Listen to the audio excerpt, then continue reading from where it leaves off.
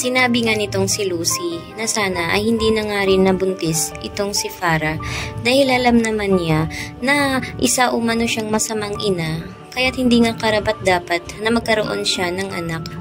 Subalit nga paano na ang gagawin ngayon dahil nga itong si Farah ay dito natitira sa bahay mismo ni Darius at Lucy dahil binibigyan na nga nito nila ng tsansa dahil nakita nga nila ito mismo na pumunta nga ito sa albularyo upang ipatanggal ang bata.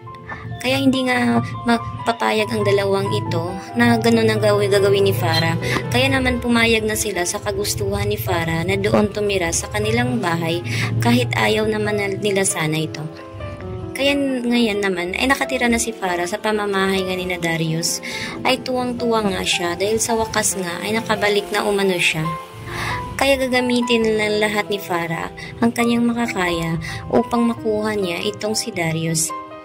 At dito ay pinapakinggan naman niyang sinasabi ng kanyang ina na gagamitin din niya ang pera nito ni Darius upang makalabas na rin sa kulungan ang kanyang mama na si Belen.